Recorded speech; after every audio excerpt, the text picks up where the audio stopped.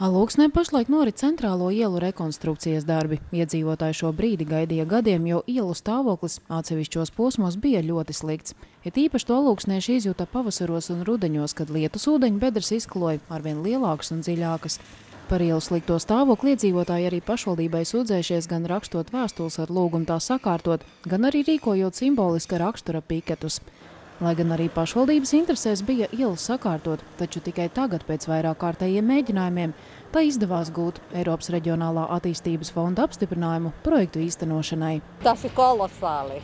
Patreiz ir ļoti lielas nērtības un daudz, kur varbūt drusciņi vajadzēja padomāt, lai vairākas ielas reizē neremontētu, bet ļoti kolosāli pozitīvas atsauksmes tikai. Un ja tiešām būs laba iela, prieks tai pilsētai. Mans tēvs, viņam tā pagrūtāk ir ar to mašīnu te braukāt, tad jau ir, ka ir jau sūdzās, ka jātaisa liels remonts un tā. Mašīnas ātri var sabendēt. Bedres, dubļi, sevišķi rudenī, pavasarī.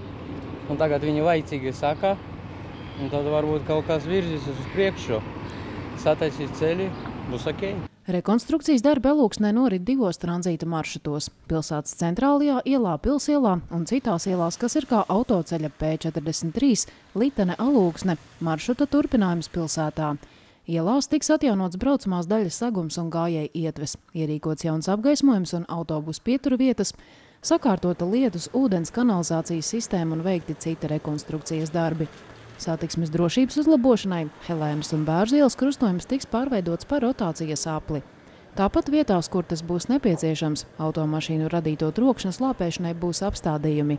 Rekonstruējamo ielu kopgarums ir gandrīz 5 kilometri. Esmu pārliecināta par to, ka būs ar ko salīdzināt, jo šīs brauktuves bija savu laiku nokalpojušas. Un tad, kad nāca pavasaris pēc Alūksnes specifiskās ziemas, tad viņas bija ļoti sliktā stāvoklī. Katru pavasari bija jāiegulda lieli līdzekļi, lai mēs aizlāpītu bedrītes, lai teiktu, ka mēs likām ielāpu uz ielāpa.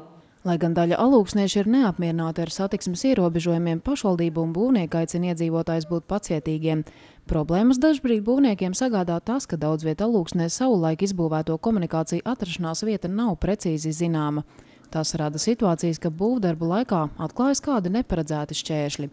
Tāpat pilsētā vienlaikus aptuveni 6 km garumā norit siltumtrašu nomaiņu un jaunu izbūve, kas jāpaveic vēl pirms ielu asfaltēšanas. To jau neviens bieži vien nesaprot, kad darbus nevar veikt 2 dienās, jo darbiem tiek sastādīts kalendārais grafiks, kad un kādus darbus var izdarīt. Ja?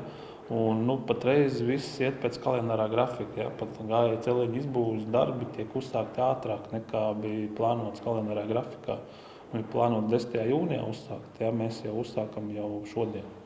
Ja? Tā kā nav tā, ka ir čiks un gatavs. Jāpiemina, ka siltumapgādes sistēmas modernizācijas projekti Alūksnē norit ar Kohēzijas fonda atbalstu.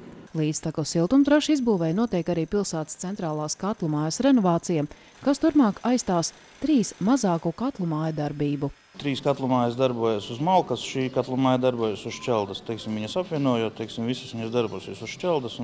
Projekta mērķis vispār ir augstināt energoefektivitāti, tādā veidā arī to panākot. Siltuma zudumi vidēji grozās ap 30%.